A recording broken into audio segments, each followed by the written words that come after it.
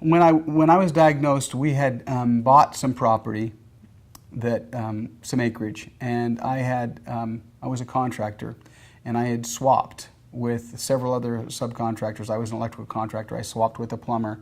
I swapped with a roof guy, with a foundations guy. I swapped with a heating and air conditioning contractor that I knew.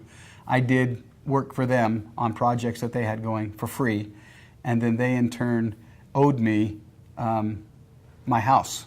So I was going to build my home on this property, and my intent was to only have a mortgage for about half of what it would normally cost to build that home, because most of the subcontracting I'd already traded out with people. And so we did that, and then I got diagnosed and everything changed, and I didn't feel comfortable taking on a mortgage with a disease that might take me in 3-6 years, and leaving my wife with a big mortgage. And at the time we had small children, she wasn't going to be able to work. How would she make the mortgage payments? And we were living in a little manufactured home on the property that we were going to haul off as soon as we built the house. Well, that little manufactured home has been our home now for 14 years. All 3-bedroom, double wide, 10 people. And it's been quite close quarters, to say the least. In many ways, it's been a blessing, because my kids, their best friends are their brothers and sisters.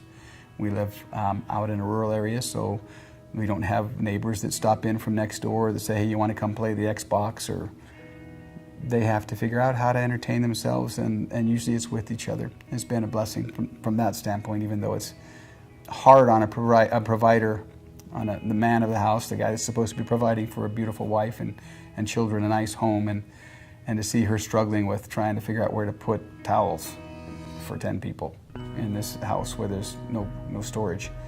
Those kinds of things are difficult, but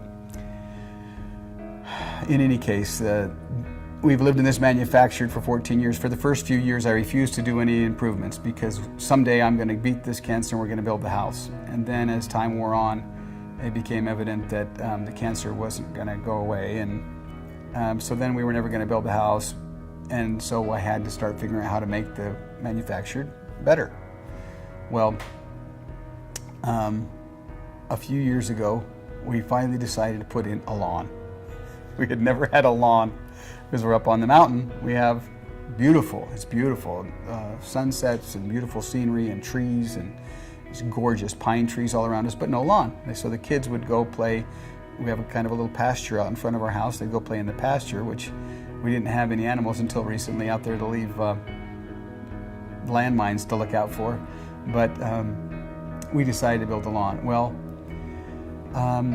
again, finances are tight. Chemotherapy bills and things like that to pay keep you from really getting ahead. So I put away money and put away money and put away money, and borrowed my father-in-law's Caterpillar tractor, and I pushed out a flat area, fairly big flat area, to the side of our manufactured home. Took the trees out, actually wrapped it around, and built a little area where we could put a fire pit and a picnic area, picnic table, and with the view that we have, it would be phenomenal. I had it all envisioned. And so first thing I did was I saved up for almost, a year and a half, 2 years, to buy sod, so we could lay down sod instead of seeding it, because I knew with the deer and the dogs and my kids, seeding it wasn't going to work. And we piled up, I think it was 21 yards of topsoil by where we park our cars, by our parking area, on the east end of the house.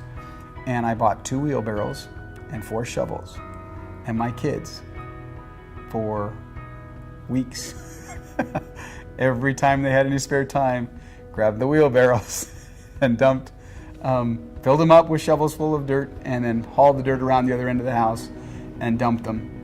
And we did that over weeks and weeks and weeks, and then we finally brought in the sod, which was I think 6 pallets of sod that was all crisscrossed and stacked about 4 feet tall.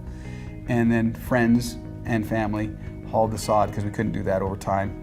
I had people from our church come up, and they were kind enough to come up and help, and we laid that sod out, and now we have this yard that the kids absolutely love. And we've had people up to our fire pit and picnics. I tell you this story because, again, it's a situation where I've been able to cope.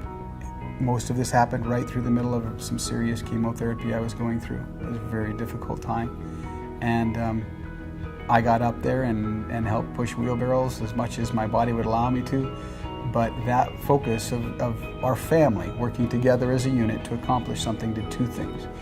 First of all, it got our attention off of the difficulties we were going through.